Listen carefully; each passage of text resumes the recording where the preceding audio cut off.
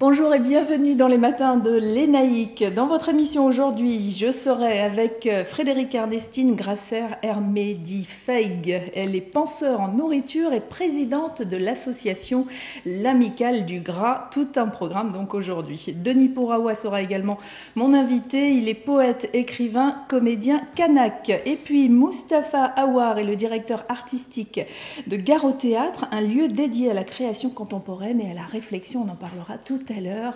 Et pour l'instant, je dis bonjour à Feig. Bonjour et merci d'être ici. Bonjour.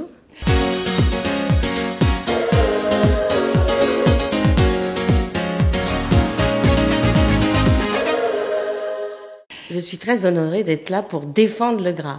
Ben oui, parce que on est dans une époque où tout le monde parle de dégraisser. Et alors vous, ça vous énerve?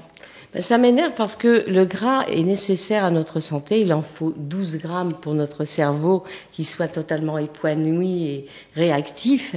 Et il faut pas dépecer n'importe quoi. C'est vrai qu'il y a eu une tendance, les médias, à dire que c'était mauvais pour la santé. Donc en fait, c'est une association que j'ai créée il y a une vingtaine d'années, où il y avait des noms prestigieux comme Alain Ducasse, Pierre Hermé déjà, Philippe Bourguignon et tant d'autres.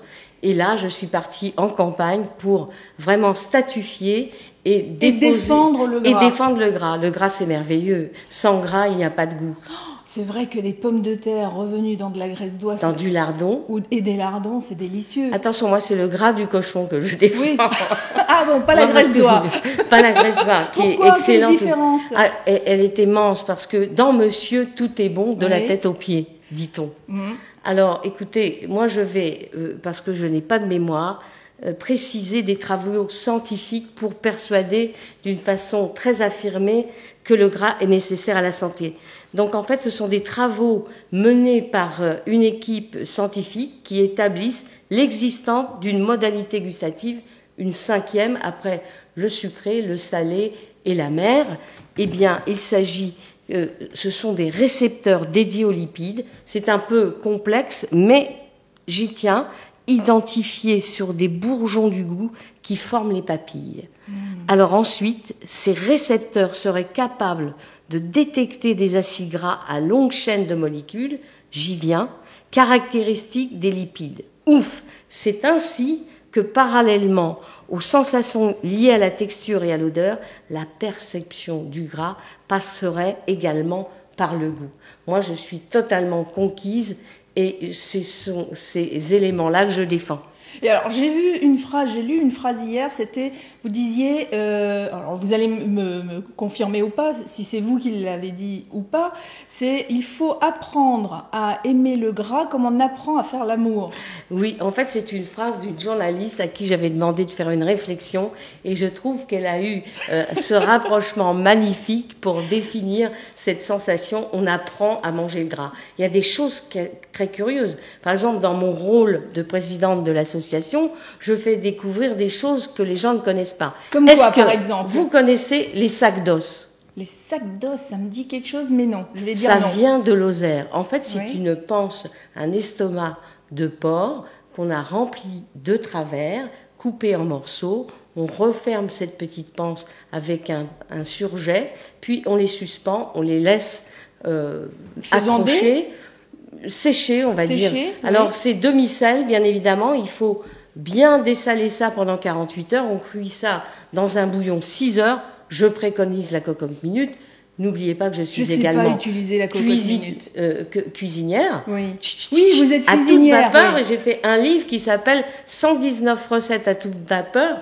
Aux éditions Hachette, il est épuisé. Bon, mais peut-être sur Amazon, je fais des fois, même les livres épuisés, on peut les trouver. Oui, c'est ça. Il faut faire des recherches sur Google. C'est formidable, la cocotte minute. C'est pas moi qui le dis, c'est un grand chef qui s'appelle Joël Rebuchon, mon parrain spirituel. Moi, ça me fait toujours peur, la cocotte minute. C'est le truc en nous. Bon, c'est vrai que ça fait très longtemps que j'en ai pas. Elles ont un peu évolué aujourd'hui, mais à l'époque, c'était un truc. Clipso Control. Voilà, Clipso Control. Juste avec vous pour comprenez, la sécurité. Je ne cite pas la marque. Alors, je vous ai annoncé tout à l'heure comme penseur en nourriture et présidente de l'association L'Amicale du Gras, mais vous êtes aussi anarchie-foudeuse. Qu'est-ce que c'est ?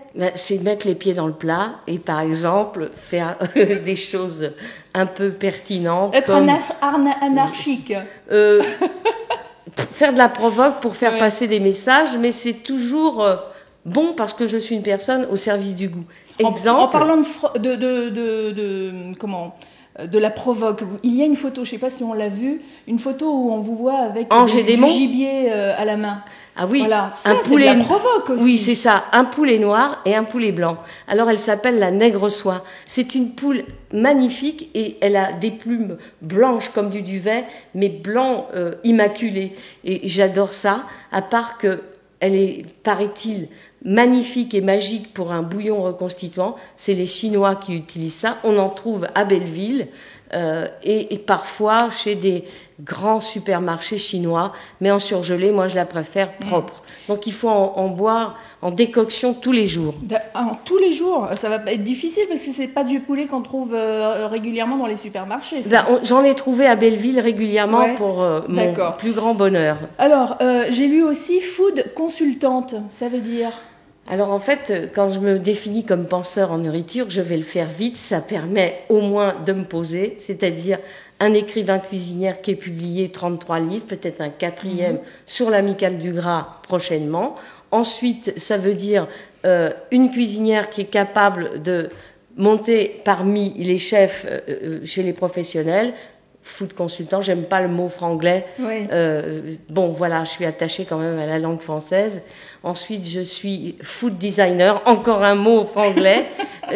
Qui fait quoi alors Alors, les food designers sont des gens incroyables qui réfléchissent et qui détournent un peu les thèmes de la nourriture. C'est magnifique, c'est drôle, ça peut être comique. Par exemple, je pense à Stéphane Bureau, il avait fait un pain en sac à main, c'est-à-dire qu'avec un trou et on pouvait le porter comme ça. C'était une miche de pain mais avec une anse. Je trouve ça très très drôle.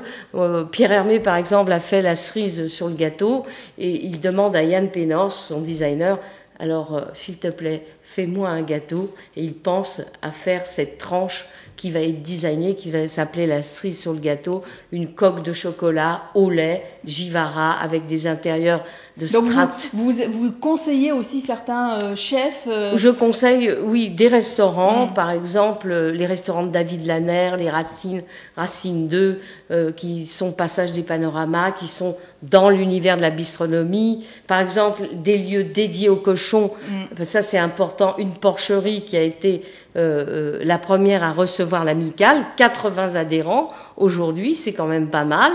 On va y revenir d'ailleurs. Il y a une cotisation obligatoire qui était 150 €. Mais pour l'année. 2 repas par an, avec quand même des choses merveilleuses. Donc la porcherie de chez eux, qui est 2 rue Le Vendal, et la prochaine porcherie sera, non, je vais pas le dire. Non, c'est pas. C'est Bertrand au Boineau. Allez. Je donne pas la date. C'est un scoop. Voilà, Bertrand au Boineau, au bistrot Paulbert, qui est un grâleur, parce qu'il y a des tas de grâleurs, faut les séparer. Absolument. Alors, vous disiez tout à l'heure que vous avez créé cette association il y a une vingtaine d'années. Pourtant, on a commencé réellement à en entendre parler en début d'année. Vous avez fait une réunion dans les médias, vous allez voir, si vous tapez sur Google l'amicale du gras, vous allez voir plusieurs articles. Et alors, il y a eu des gras d'honneur remis à Camp de Borde, qui a une addiction totale pour le cochon, qui est un addict au cochon. Son frère est charcutier. Bientôt, il va avoir des produits qu'on va pouvoir acheter chez lui. Quand vous allez à son avant-comptoir, c'est dédié au cochon. Il a reçu un cochon rouge. Suzy Palatin, qu'on a reçu sur notre plateau, a aussi reçu le prix du cochon. Un blanc, je lui ai donné, c'était trop drôle, ça lui allait bien à la peau. Elle est de Guadeloupéenne et fait un cochon de Papa Vivi exceptionnel. Je l'entends, c'est merveilleux quand on peut découvrir. Et alors, dans les choses curieuses aussi, vous avez quand même le socreto. Alors, c'est un morceau, une pièce de cochon. Vous avez la pluma qui est un peu au-dessus de l'épaule du cochon, qui est persillée, délicieuse quand on le grille, etc. Alors, persillé, pour celles et ceux qui ne connaissent pas. Persillé, c'est des, comment je veux dire, avec un peu de gras, comme un feuilleté, vous voyez, qui se trouve dans les chairs du cochon, et c'est merveilleux. D'ailleurs, il faut regarder souvent qu'une viande persillée, parce que quand on regarde une viande toute belle, toute rouge, elle est pas persillée justement, elle sera moins tendre. Voilà, c'est ça. C'est-à-dire que ceux qui ont initié cette façon de travailler les viandes, ce sont les viandes de Wagyu qu'on trouve maintenant en Europe et en Espagne, ou jusqu'en Australie, c'est moins drôle. Quand même, essayons d'acheter européen ou de plus français. Achetons local. Achetons local. Aujourd'hui, il y a un mouvement qui valorise ça et c'est très bien de faire ainsi. Mais à l'origine, sur le plateau d'ailleurs. C'est des Japonais qui ont fait ça, qu'on appelle la viande de Kobe ou de Matsuzaka, qui est une viande où les animaux sont élevés dans une ambiance musicale avec de la zik et massés à la bière. Waouh. Voilà. Donc à Burgos, nous trouvons des carcasses fraîches qui viennent en France et qui sont revendues, par exemple, comme notre ami boucher Yves-Marie Le Bourdonnec ou des gens comme Hugo Desnoyers. On en trouve aujourd'hui, mais à des prix, mon Dieu. Bon. Pour terminer, pour faire partie de l'amicale, tout le monde est invité à faire partie de l'amicale ? Mais il y a un bureau et qui est élu avec un trésorier, avec 3 secrétaires, un général et 2 adjoints, et nous allons décider si le préposé à venir rejoindre l'amicale et peut-être accepté. C'est sévère, hein. Il n'y a pas que l'argent qui compte. Bon, il faut aimer le gras et nous le prouver. C'est ça. Alors moi, j'aimerais bien lire un petit poème de cette Marie Rouanaise, si j'avais le temps. Oui, allez-y. Il a été récité, par François Berléand. Moi, j'aurais peut-être pas le même talent. Je mets mes lunettes. Je vais faire doucement. C'est à travers la peau de saucisson, de la saucisse et du boudin que je me découvris amateur de tripes.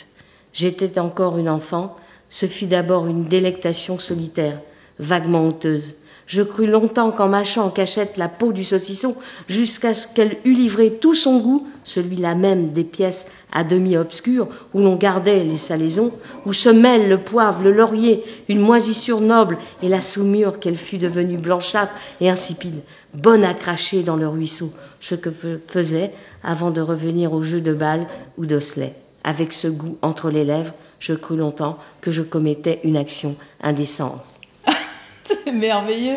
Bon, moi, j'avoue, j'enlève la peau du saucisson. Je devrais pas, alors. Eh bien, c'est comme l'amicale, il faudrait que je mange la peau du saucisson. Si c'est une peau de saucisson d'un boyau naturel, il se mange et il est plein d'épices, de moisissures, qui sont délicieuses pour certains et horribles pour d'autres. Je pense qu'on construit son bon goût avec le mauvais goût, peut-être. C'est un peu mon slogan. Et puis ça commence aussi à l'enfance, c'est-à-dire que la façon dont les parents nous donnent à manger, font à manger, détermine aussi un petit peu le goût de l'adulte. C'est comme le croissant, est-ce que vous trempez ou pas dans votre café? Il y a ceux qui le préfèrent sec et boire après, ou ceux qui aiment tremper, et c'est un peu horrible, mais bon, il y a des amateurs. Le prochain classe croûte 100% cochon, on peut en parler? Oui. On donne le rendez-vous le 13 octobre. Oui, c'est ça. Donc tous ceux qui aiment le gras et qui ont envie de manger du gras du cochon, eh bien, il y a un prochain classe croûte 100% cochon le 13 octobre. Je vais vous donner l'adresse pour joindre Feg. C'est www.superedfeg.com. Vous allez retrouver tout ce qu'elle fait. Et puis, nous, on vous donnera, bien sûr, les moyens de contacter l'amicale si vous avez envie de faire partie de cette association. Merci mille fois, Feg. Et puis, on se reverra peut-être à votre prochain livre. Vive le gras double. Tout est bon dans le cochon, voilà, on l'appelle monsieur.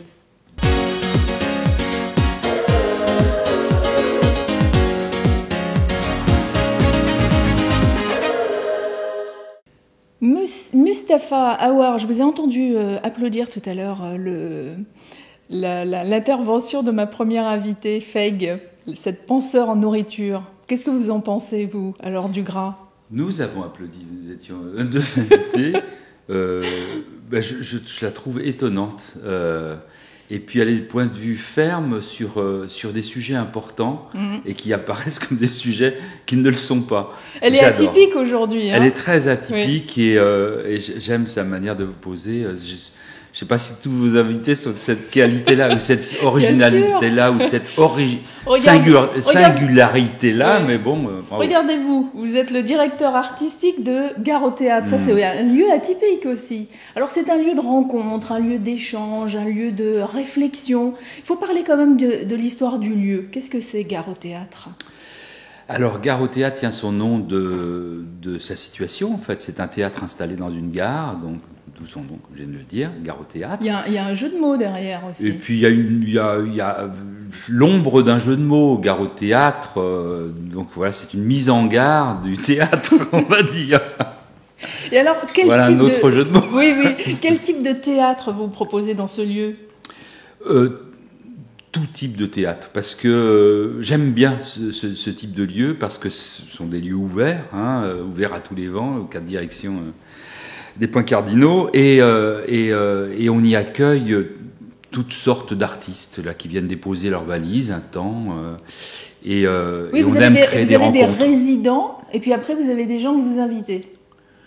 Oui, le statut entre guillemets de résident s'est précisé ces dernières années, notamment sous l'impulsion de nos institutions, au ministère de la Culture, région Île-de-France, etc.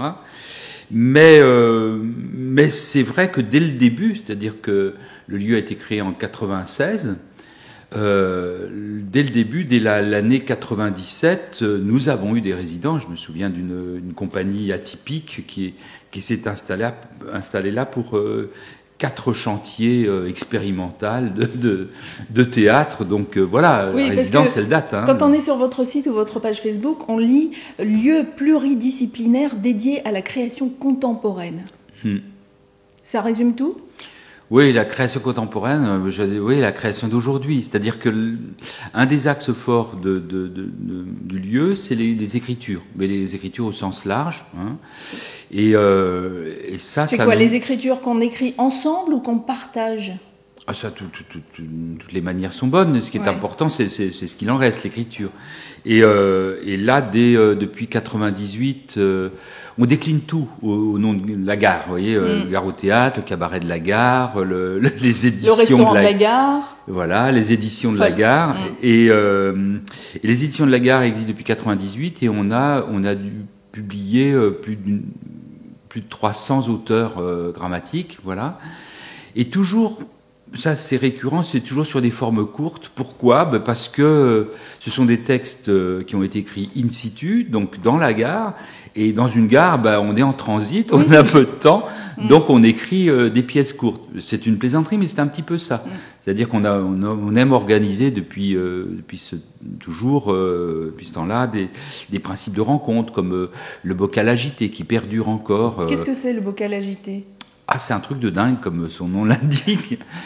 C'est 3 jours un peu fous, dédiés à l'écriture. C'est-à-dire que le premier jour, on invite 5, 6, 7 auteurs, autant d'auteurs qu'il y a de salles, parce que c'était assez grand.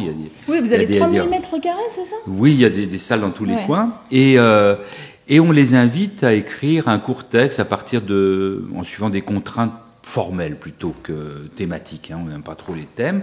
Et à l'issue contrainte formelle, ça veut dire quoi ? C'est encore une fois... Avec tant de mots, avec le nom comme ça, avec ceci, cela, enfin bref, formel, voilà. Et puis, à la fin de la journée, ils lisent leur texte devant une assemblée de 40, 50 personnes, constituée de metteurs, metteuses en scène, comédiens, comédiennes, etc. Et puis, à l'issue de ça, il y a autant de groupes de travail qu'il y a de textes écrits qui se forment. Et dans les 2 jours qui suivent, les textes sont travaillés et à l'issue du 3e jour, présentés au public. Mine de rien, on en est à la 47e édition depuis 1998. Voilà. C'est formidable comme initiative parce que du coup ils s'apportent les uns les autres des choses, chacun son vécu, ses connaissances. C'est extraordinaire, c'est un moment de vie partagé où le collectif, c'est une chose que j'adore et que je déteste au plus haut point. Ce qui me plaît dans le collectif, c'est la friction des uns et des autres, des tempéraments, etc., des singularités, pour tout dire. Oui, voilà. C'est-à-dire que moi, je peux penser quelque chose et mon voisin pas du tout, et on confronte un peu nos idées.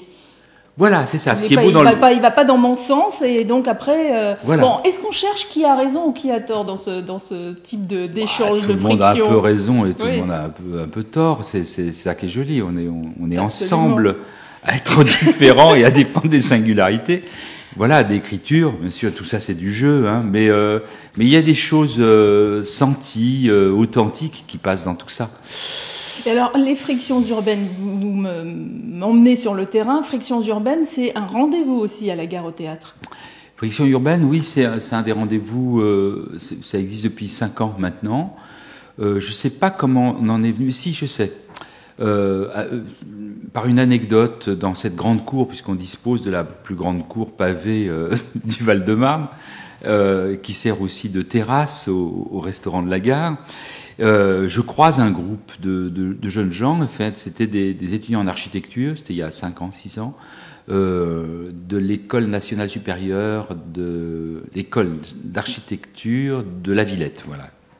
Nationale supérieure, je sais que ça rentre là-dedans, et qui était en train de se balader, puisque, comme vous ne le savez pas, mais l'Est de Paris est en transformation dans le cadre du Grand Paris, métropole, etc. Enfin, on réfléchit à la transformation de ce territoire sur les 10, pas sur les 10 ans à venir, mais sur les 20, les 30, les 40, les 50 ans à venir. C'est énorme, quoi, des chantiers énormes comme ça qui se préparent. Ça passe par les transports, etc., toutes sortes de choses. Et il y a ce groupe de trentaine d'étudiants, 40 étudiants qui se baladent et qui travaillaient sur ce territoire-là, un projet donc d'étudiants. Hein.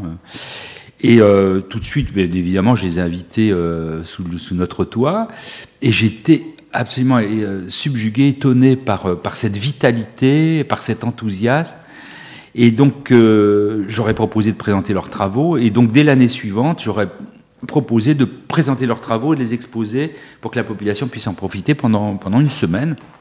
Et puis, ça a été la base des premières frictions. Après, il y a une autre école nationale supérieure d'architecture qui s'est venue se joindre, c'est Val de Seine, oui, c'est ça. Et puis, voilà. C'est chouette de savoir comment ça a démarré, parce que frictions urbaines, c'est des réflexions, effectivement, des débats, des promenades urbaines. Donc, dans votre lieu, ou vous vous déplacez aussi En 2014, par exemple, et 2013, on a été beaucoup sur les balades urbaines. Et ça s'est fait un peu par hasard. Le comité du tourisme départemental nous a demandé d'organiser une rencontre d'initiateurs de balades urbaines au mois de janvier. Et on a dit oui, bien sûr, ça nous intéressait.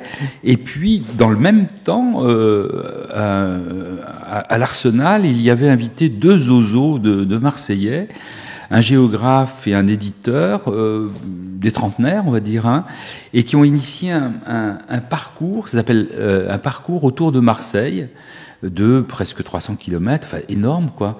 Et puis ils étaient invités là à Paris. Ils avaient en préparation ce qu'ils appellent la Révolution de Paris, c'est-à-dire un chemin de randonnée qui fait le tour de Paris, qui passe au nord par la cité des 4000, mais qui passe aussi, qui fait un petit détour, qui passe par Versailles et qui passe par chez nous aussi dans le Val-de-Marne. J'ai invité ces gens-là au mois de février. C'est organisé un bocal justement sur le thème point de vue sur la ville. Oui.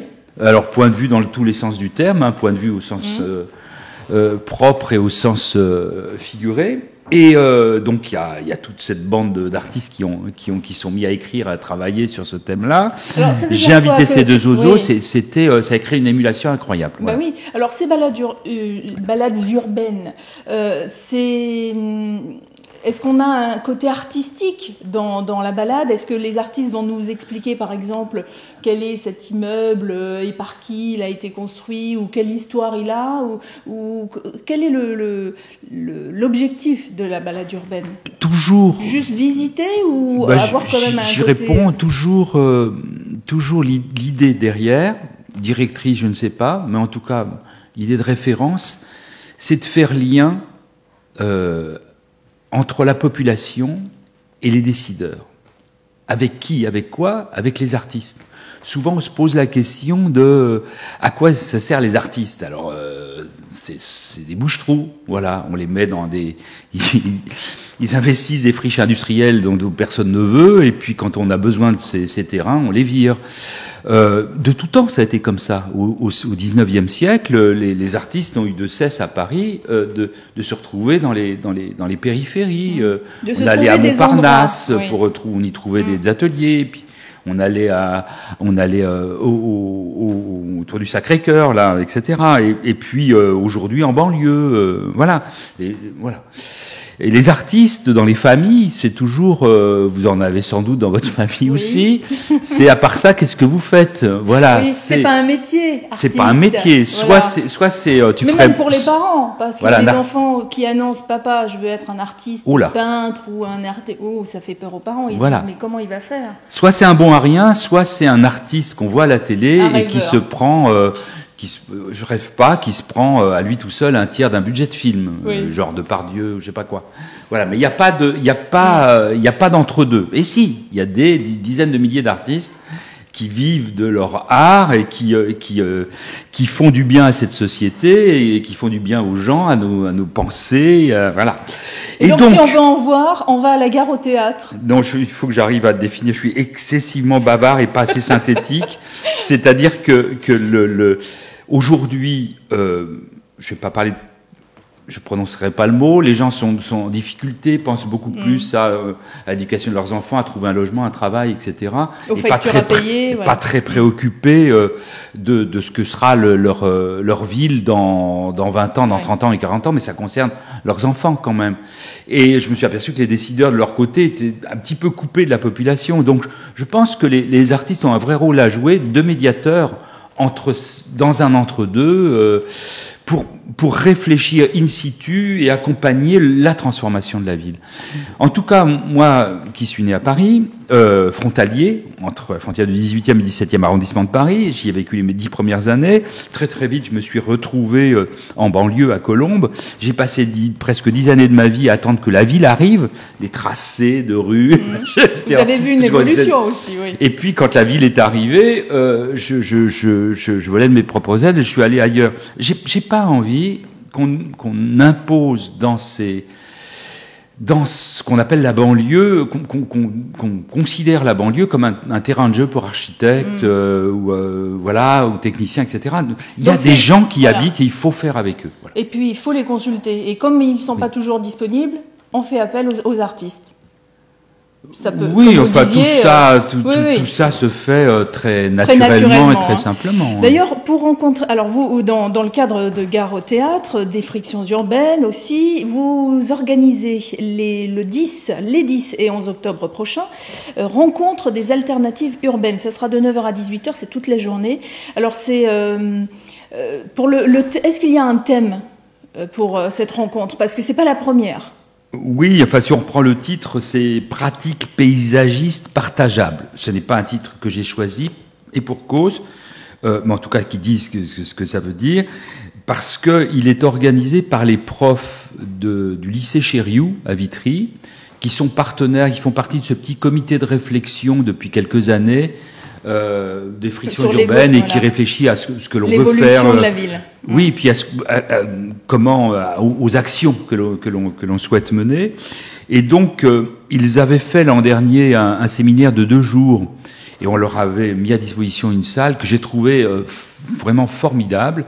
Pour débuter, c'était l'année dernière, c'était la première année, ils reçoivent des élèves de Bac+2 pour, au-delà du bac, pour travailler pour préparer des diplômes d'architecte d'intérieur, d'architecte, etc. Enfin, voilà.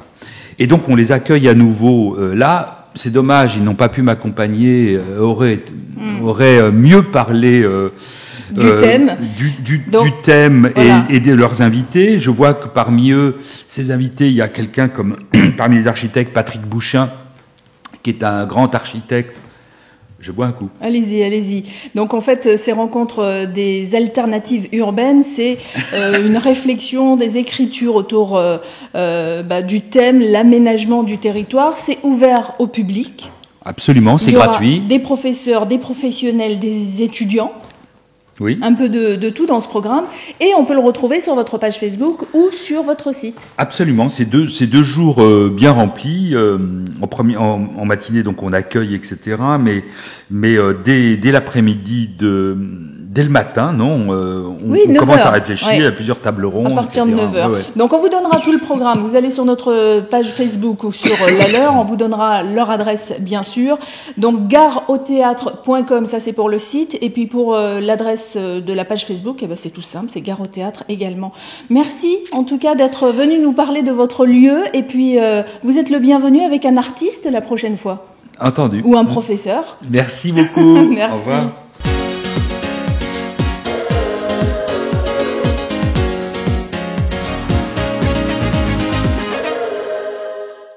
Alors Denis Porawa est avec moi, il est poète, écrivain, comédien d'origine kanak. Et kanak c'est quoi si vous ne connaissez pas ce mot?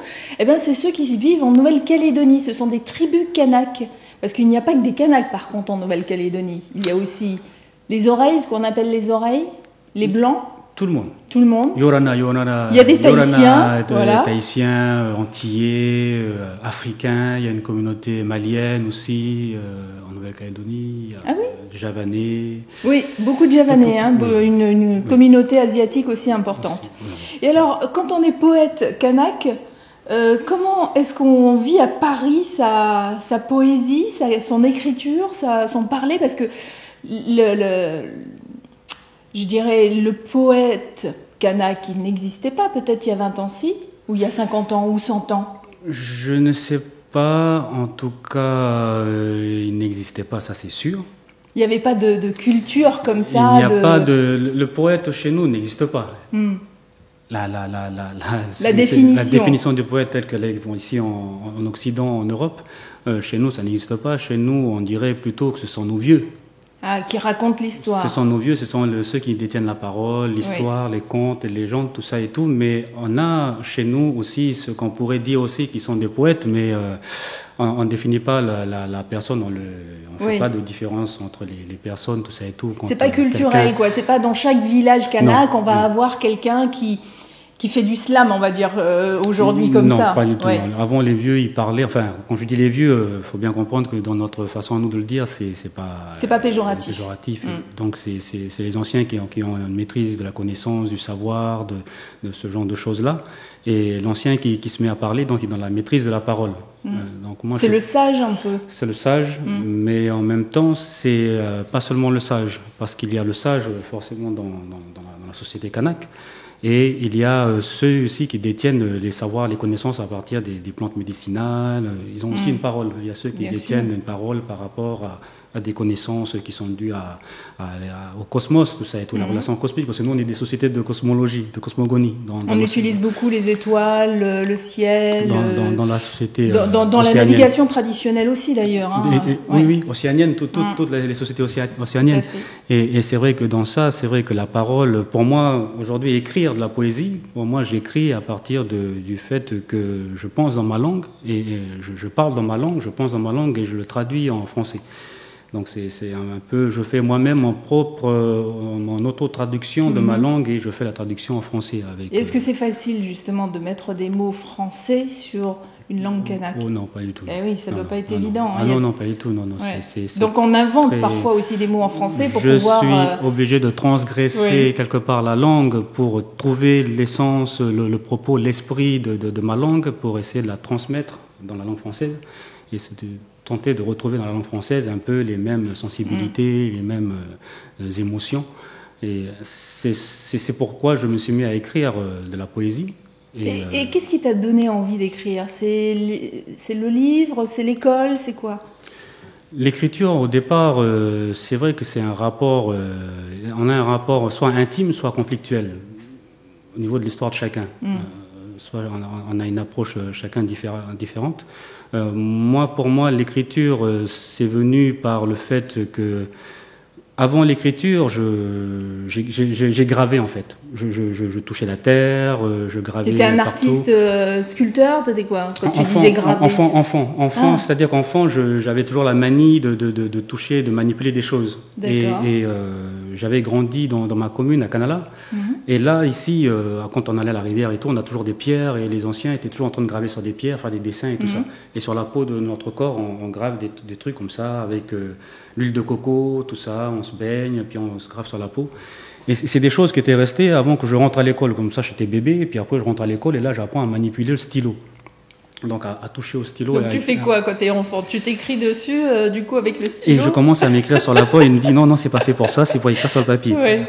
Donc c'est des choses comme ça et l'écriture, donc ça pour moi ça a un sens dans la manipulation. Donc quelque chose qui a à voir avec mon maniement. C'est quelque chose d'artistique. Manuel. Au niveau manuel, c'est quelque chose que j'avais connaissance de ça. D'accord. Après, d'écrire des mots, tout ça et tout, bon, je l'ai appris à l'école. Et c'est vrai que l'écriture aussi, ensuite, c'est passé, ça vient par la lecture. Il faut lire pour écrire. La plupart des auteurs le disent. Mais c'est presque naturel pour l'écrivain de passer par la lecture. Et c'est naturel, de toute manière. Et alors, quels sont les types de lectures que tu aimes, toi? Au départ, les premières lectures que j'ai eues, c'était ma maman ma maman qui repose en paix était chrétienne, donc elle était très pratiquante, donc elle lisait la Bible. Donc tu as commencé à lire la Bible aussi? J'ai pas lu la Bible, j'ai entendu la Bible par maman, mes grands-mères et la famille. Et j'ai beaucoup entendu la Bible et en même temps la parole des anciens, parce que j'ai grandi chez moi, donc il y avait aussi la parole de la coutume. Et donc j'ai grandi dans cet univers-là de parole. Et oui, comme tous les peuples océaniens d'ailleurs, parce qu'on est de tradition orale, on n'écrit rien. Voilà. Et l'écriture, c'est quelque part la Bible. La première fois où j'ai eu le premier livre à la maison, c'est la Bible. Et puis, mes parents aussi avaient des ouvrages. Mon père était aussi quelqu'un un militant engagé, donc il avait des revues politiques à la maison. Donc ce genre de choses. Donc tu avais ou la politique ou la Bible à la maison. Et la Nouvelle-Calédonie, voilà, c'est un pays comme ça. C'est tout simplement le fond de l'histoire de la Nouvelle-Calédonie, c'est entre la religion et l'histoire politique actuelle qu'on connaît. Donc, on ne peut pas dire que tu avais beaucoup de choix de lecture à la maison alors? Les choix de lecture à la maison, je pense que je les ai eus parce que mon père lisait aussi autre chose, pas que des revues de politique. Donc il y a eu d'autres ouvrages que moi qu'il a amené à la maison, comme ça, des petites revues. Et des bandes dessinées dans le temps. On sait, dans les années 70-80, il y avait le genre de BD à l'américaine. Nous, on a grandi à l'américaine aussi en Nouvelle-Calédonie. Hein. Les livres de cow-boys, de western et tout ça. Hakim et tout ça. Donc c'est tout ça aussi notre univers de la littérature en Nouvelle-Calédonie. C'est très américain aussi, très américanisé par rapport en Polynésie aussi, oui. Voilà, donc c'est tout ça. Donc la littérature, c'est plutôt les BD américaines. Mais alors, comment est-ce qu'on devient poète? Je veux dire, on est dans son village, son père est plutôt militant politique, maman s'occupait de la famille, j'imagine. Oui. Et on est dans un village, souvent dans les villages kanaks, on reste ensemble, on vit ensemble, on travaille ensemble, on partage plein de choses ensemble. Et toi, tu décides de partir? L'histoire fait que il y a les événements qui vont se passer en Nouvelle-Calédonie. Bon, tout le monde sait. D'ailleurs, il y a eu un recueil qui est paru en Nouvelle-Calédonie avec une artiste photographe, Tokiko, qui est aussi l'éditrice de cette maison d'édition, la maison d'édition Grain de Sable. Et on a fait paraître ce recueil de poèmes avec des photographies à l'intérieur. Donc, il parle de cette époque-là, des événements en Nouvelle-Calédonie. C'était en quelle année déjà? Ça, c'est 84. 84, hein. C'est de 84 à 88. Oui. Et alors, ces événements ont bouleversé la vie de tout le monde en Nouvelle-Calédonie, jusqu'à aujourd'hui? Jusqu'à aujourd'hui, et elle m'a bouleversé forcément, parce que de plein feu, je vis à l'intérieur de ces changements-là. Social, politique, on est à l'école, je suis au collège avec les copains, donc il y a des choses qui se passent au niveau politique, social dans la rue. Et puis on prend un positionnement du coup. Les positions, c'est vrai que j'avais grandi avec des copains, on grandit bien ensemble, tout ça et tout, et puis au niveau politique, il y a des choses qui se passent, nous on ne comprend pas trop, on est enfant. Ouais. Puis forcément, au fur et à mesure, on commence à se rendre compte, on grandit et qu'il y a des choses qui se passent. Et je me suis trouvé en conflit, en conflit, c'est-à-dire que par rapport à l'éducation, c'est-à-dire que l'éducation à l'école, donc c'est un sujet pour moi, c'est toujours brûlant pour moi d'en parler, c'est-à-dire qu'à l'école, on nous avait séparés. Donc, c'est-à-dire les Kanaks d'un côté et les autres de l'autre. Et les Européens qui étaient des Européens de bonne famille française, qui étaient arrivés en Nouvelle-Calédonie, donc on les mettait d'un côté. Oh, c'est terrible de vivre ça, surtout... J'ai vécu ça au collège et ça m'a traumatisé. Ah oui, j'imagine, oui. C'était le cas aussi ailleurs qu'à l'école ? Dans les transports en commun, par exemple C'est vrai que dans les transports en commun, c'est vrai, c'était ça il y avait on flirtait avec ça. Mm. C'était les moments troubles, hein, très très durs de la Nouvelle-Calédonie, les années 80. Tout le monde connaît l'histoire de la Nouvelle-Calédonie maintenant. Et cette époque-là, moi, j'avais 10 ans, 11 ans, 12 ans, 13 ans. J'étais môme, quoi. J'étais adolescent et tout. J'ai grandi toute mon adolescence dans la violence quotidienne de mon pays, jusqu'à mes 18 ans. Et donc, c'est ce qui te motive un petit peu à aller voir ce qui se passe ailleurs ? Ce qui m'a fait venir en France, j'avais travaillé sur une pièce de théâtre en 2005 avec la compagnie 7 et compagnie et Europe Art, qui était venu en Nouvelle-Calédonie, qui avait initié un projet d'écriture sur une pièce de théâtre et avait en même temps souhaité que ça soit fait avec des comédiens Kanak et Caldoche, pour justement essayer de traduire le fameux destin commun, le projet de société dans lequel la Nouvelle-Calédonie est aujourd'hui projetée, et un projet artistique. Et donc j'ai travaillé sur ce projet-là avec des comédiens français et des comédiens de Nouvelle-Calédonie, et j'ai écrit sur la pièce d'Oedipe de Sénèque, de l'écriture de Sénèque. Tu as fait une adaptation ? Une adaptation des chœurs. D'accord. De Sénèque et une partie de Créon dans le personnage. Et donc ça a été... Et c'était une pièce quoi, dite en kanak et en français ? En kanak et en français. En 3 langues kanak. Ça, c'est la première fois que ça se fait de cette façon-là. Ah oui. Puis alors présenté ailleurs qu'en Nouvelle-Calédonie, du coup ? En Nouvelle-Calédonie et à Limoges, pour les francophonies de Limoges, en 2006. Et c'est comme ça que j'ai été repéré quelque part par la DRAC et la ville de la DRAC ? La DRAC de Paris, de la direction régionale des affaires culturelles. D'accord. Les régions et des affaires culturelles, je crois. J'espère que je ne me trompe pas. On va vérifier. Et j'ai eu l'invitation de la ville de Paris. D'accord. Donc j'ai eu l'invitation de la ville de Paris, c'est comme ça que je suis arrivé en France. À venir te produire ici, t'exprimer ici. Plutôt une résidence d'écriture. J'étais venu pour une résidence d'écriture à la ville de Paris, à la Cité internationale des arts. C'est ce qui m'a fait venir et c'est comme ça que je suis venu écrire à Paris et en France. Dans la culture kanak, quand un enfant quitte le village, il doit demander la permission. Quelque part, aux anciens, aux parents, il reçoit la bénédiction des anciens. Il faut la bénédiction des anciens pour pouvoir partir, parce qu'on a tous un nom. Moi, mon nom, Purawa, c'est mon nom qui porte le nom d'un lieu, d'un espace. Ici à Paris, j'ai pas d'endroit ici à Paris. J'ai pas une terre où il y a une plante qui pousse, où je peux dire mon nom est relié à cette plante. Et cette plante est reliée à telle étoile. Elle pousse que chez moi, dans mon pays. Et par rapport à ça, tu es obligé, quand tu es kanak, de demander la bénédiction, de porter ton nom ailleurs.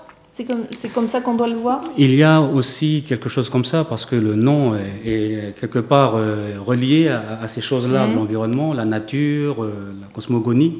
Et sortir avec ton nom et aller en parler à l'extérieur de cet espace, c'est un lieu qui n'existe pas. C'est un non-lieu. C'est un hors-temps. Et moi, le fait de venir ici, quand je parle de mon écriture, je parle tout simplement de mon écriture, je ne parle pas de mon nom.